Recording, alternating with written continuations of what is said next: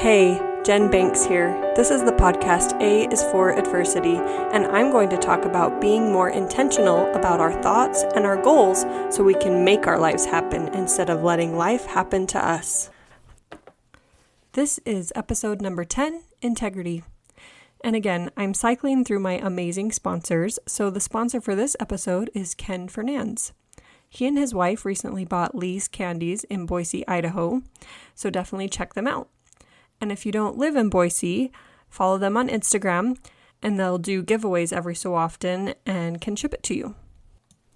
I've broken this episode into 2 parts, being true to your beliefs and being true to yourself. So first, being true to your beliefs. Our beliefs come from our religion, and again, these are just thoughts. You cannot prove religious things in a court of law necessarily, but we hold on to them because they serve us. Being a member of the Church of Jesus Christ of Latter-day Saints has served me very well.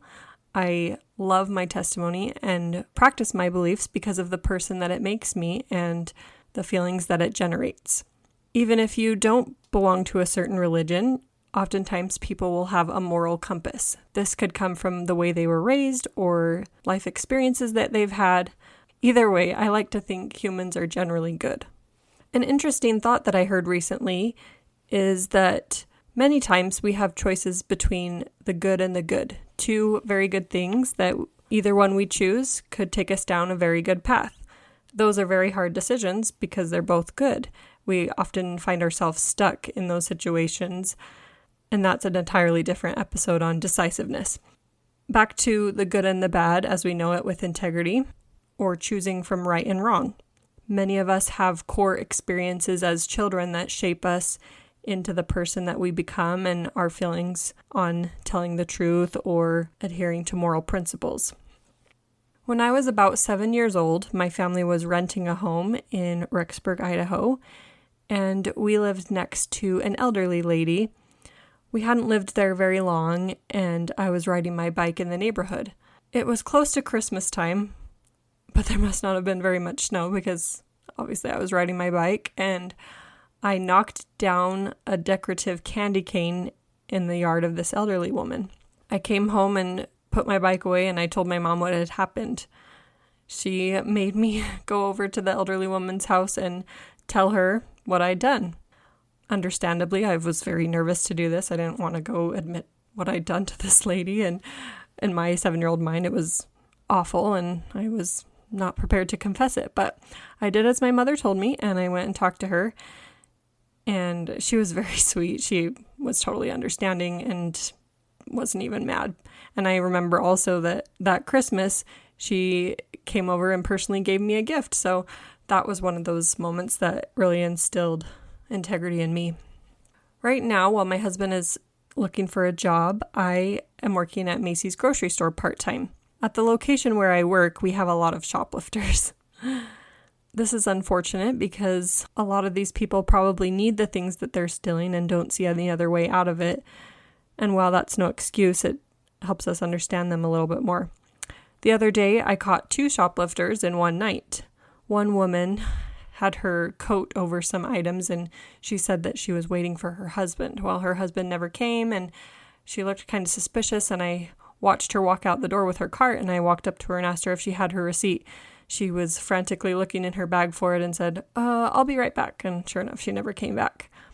The other shoplifter was at the self-checkout where I was watching, and he was scanning one item but putting 2 or 3 in his bag at a time. And a lot of times we don't have the weight monitor on because it causes more problems than it solves. And so instead we just watch really closely what each person is buying and doing.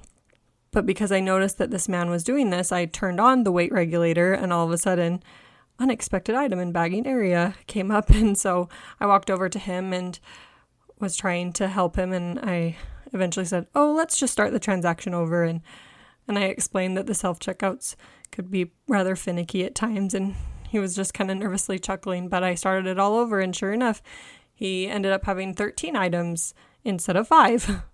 You've all heard the story of Honest Abe and how his integrity was more important than money. There's a quote by Albert Einstein that says, "What is right is not always popular, and what is popular is not always right."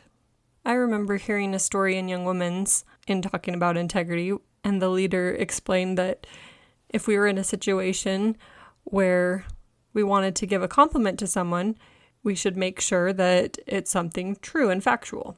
For example, if someone came up to us and said, "Look at this dress I made," and if you don't necessarily like it or think that it's cute, you could say something along the lines of, "Wow, you must have spent hours on that." That way you're still telling the truth, but not hurting someone's feelings. It's interesting to see in our world that sometimes tact has become more important than truth. I know my husband sees this when he's applying for jobs. Many times he never hears back from them, and maybe it's because the person feels bad telling him that he hasn't gotten the job, or maybe the employer has just gotten busy, but still I feel like it's important to get back to someone about things like that. I feel like it's about being true to your word. There's a quote that says, "Trust is like an eraser. It gets smaller and smaller every time you make a mistake." Do you keep your promises? Do you stick to your word? I'm sure we've all heard our friends say, "Oh, let's hang out sometime," or "Oh yeah, we should do this together," and it never happens. I feel like that's part of being truthful. If you say you're going to do something, do it, or don't make the plans in the first place. There's a Yiddish proverb that says, "A half-truth is a whole lie." Okay, moving on to being true to yourself. This can also be known as having your own back or standing up for yourself. If you look up the definition of integrity, there's a second definition that we don't often focus on, and it says, "the state of being whole, entire, or undiminished." So this is more talking about structural integrity. If you sit on a chair, you expect it to be structurally sound or to have integrity and not to fall apart when you put your weight on it.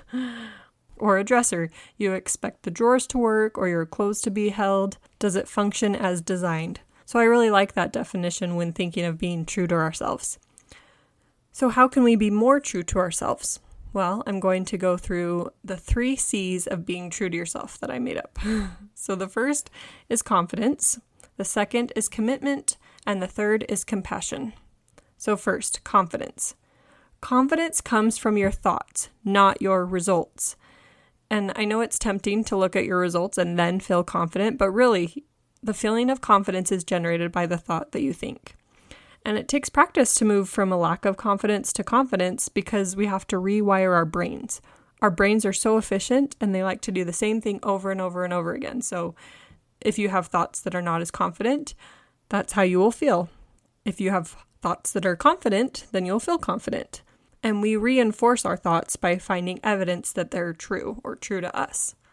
There's a quote by Harold B. Lee that says, "Stay true in the dark and humble in the spotlight." In the episode Be You, I talked about affirmations. This is a great way to generate more confidence in your life. Recently, my sister shared on her Instagram a page that she follows, and it's iam.affirmations. And I have fallen in love with this page. There are so many affirmations on this page that you can borrow and use to generate more confidence. I'm going to read a few that jumped out to me when I was looking, but again, there are close to 400, so I really encourage you to go check it out. I am doing my best, and that is enough. I am in charge of my thoughts. I can create my own positive energy. I am comfortable in my own skin. I am open to limitless possibilities. I am my best source of motivation. I am exactly where I'm meant to be. I only compare myself to myself. I trust the process of life. Find one that resonates for you and write it down and say it to yourself in the mirror or in the car or wherever you're at to instill more confidence. Number 2, commitment. When you make a choice, do you own it? I like this challenge because it reminds us not to look back or second guess. I recently heard about benchmark goals. This is where you make smaller goals and then kind of check in at the end of each goal as you're working towards the bigger goal. For example, me in this podcast, I've told myself that I'm going to make 27 episodes, the introduction, plus 1 for every letter of the alphabet. And so then at the end of this season, I will check in and see how things are going, see if I want to keep going. But that way I've stuck to my word. I'm going to make it to that goal no matter what. And then I can reevaluate. I can change things. I can move forward in a different way if that's what I choose. If you're making a business goal, set a benchmark so that no matter what, you've trusted what you've decided on and you're going to stick to it until you reach that benchmark goal. You're not going to look back. That way you won't be stuck or slowed down. You'll just be able to make it to your goal. In this process, challenges will come. Don't add shame to negative thoughts that creep in. Be prepared to say to yourself, I'm not doing that anymore. I have my own back. Set boundaries and stick to them, whether this is morally or physically or emotionally. Right now, my boundary with dessert is to only have it with each meal. That way I won't be snacking on chocolate throughout the day, and so far I've stuck to it. This isn't to say that I can never make mistakes, because I know I'm human and I will be nice to myself when that happens, but for the most part I am sticking to what I've said. To end this little micro part, I'm going to share a quote by Sherry Dew, and she says, "Influence the world rather than be influenced by the world." So number 3, compassion. And this goes right along with what I was just saying in the last section. Be kind to yourself. You wouldn't let your friends say mean things to themselves. If they said, "Oh, I'm so dumb," you would say, "Oh, don't talk to yourself like that." It should be the same for you. And if people don't have your back, that's okay. You have your own back. Say to yourself, "I've got you." This section was short and sweet, but the quote to go along with it is, "Live in such a way that if anyone should speak badly of you, no one would believe it." To recap, the ways you can become more true to yourself are by confidence, commitment, and compassion.